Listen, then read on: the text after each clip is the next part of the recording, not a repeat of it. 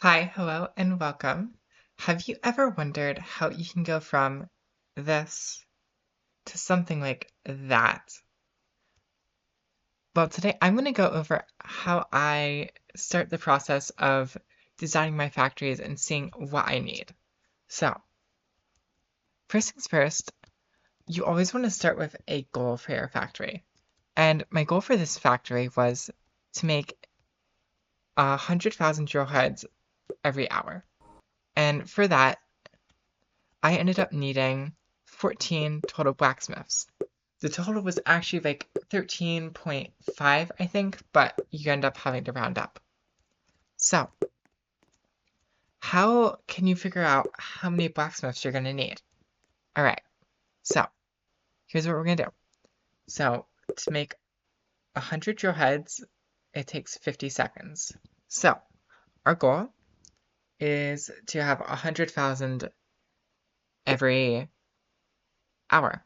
So, for an hour, there is 3,600 seconds in an hour. And there is 1,000 100s in 100,000. So, in reality, we just need to make, we just need to find what 3,600 divided by 50 is, and that is 72.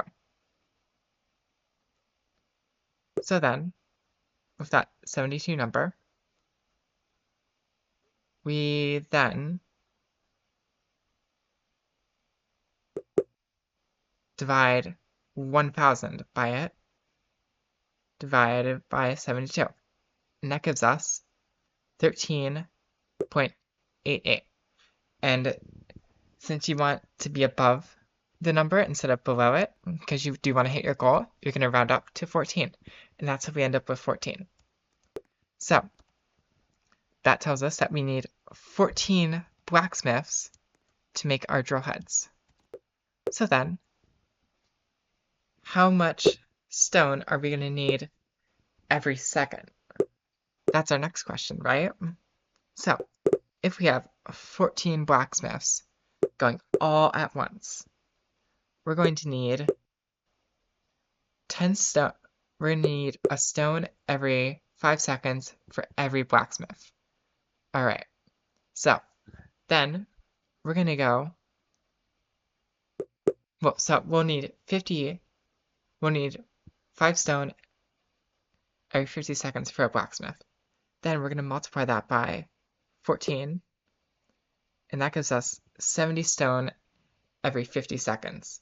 We can then divide that by 50, and it gives us 1.4 stone every second. So then we walk over to our mining drill, and we see that we make a stone every 10 seconds. So in order to get a stone every 1.4 seconds, we're going to take our 10 seconds divided by 1.4, and that gives us 7 stone needed. That gives us 7 mining drills needed.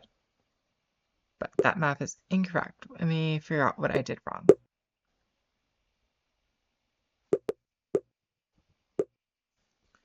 So we have our stone. And it is very easy. I'm trying to do this all in my head right now. You should be writing all this down when you're doing it. Find a nice piece of paper and just write it right down.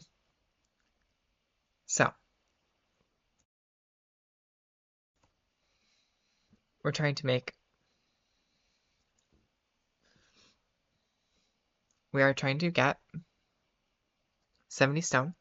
Wait, no, not 70 stone every 50 seconds. 14 times 5. Oh, that is 70. That does not seem right.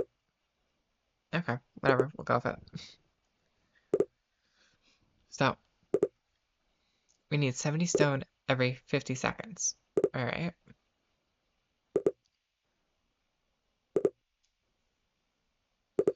So, I see. So I got stone every second. We want seconds per stone. Yes, okay. So we actually want 50 divided by 70. That gives us our seconds per stone. There we go. That's what I did wrong. Okay. So you have to be conscious of whether or not you have seconds per stone or stones per second. Because first time I did stones per second, and I got half the amount of mining controls I actually should have. So this we end up with, we need a stone every 10 seconds. Well, we make a stone every 10 seconds. So if we want to make a stone every 0.71 seconds, we're going to do 10 divided by that very big number, and we end up with a perfect 14. So once we do that for every single bit of our factory, this can get quite miserable. But for example, I ended up with 30 smelters, 6 iron ingot blacksmiths, 51 iron mine drills. So then you basically want to go one system at a time. So you want to try and put systems that connect to each other near each other, but you also want to just focus on one at a time. So first thing I started with was my iron, right over here. So I placed down all my iron and all this big line, put it on the other side too, and put it in and let it come all the way out. So I made a conscious effort because I knew I was going to put my stone somewhere over here. So I knew I had to combine my iron and my stone at some point. So I had my iron go all the way across, and then it can come back a tiny bit right to where the stone is. And that's right where I ended up putting my stone. And originally, before I had to do some patchwork from update fix, this generally lined up completely perfectly. But from that, then you can just weave it all together. You shouldn't just like pick a random direction to bring stuff in. You should always think about, where does this need to connect to?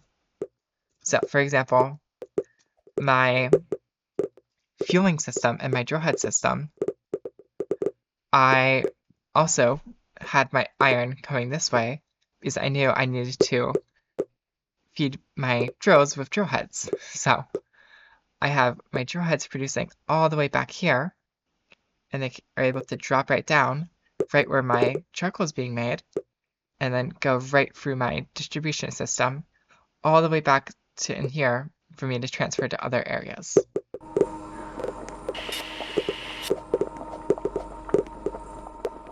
So that was kind of a quick overview about how I go about designing my factories and how they end up being able to flow together very well. And you also want to make sure you have like an overarching philosophy, because sure, you can just place stuff down and hope it works, but you also want to have an overarching like design philosophy or an overarching goal. For this one, I was focusing on integrating some sort of Z-Tech into a very large scale factory, not something that's just like tiny that makes like a motor every 50 seconds. Something that like has some real industrial scale.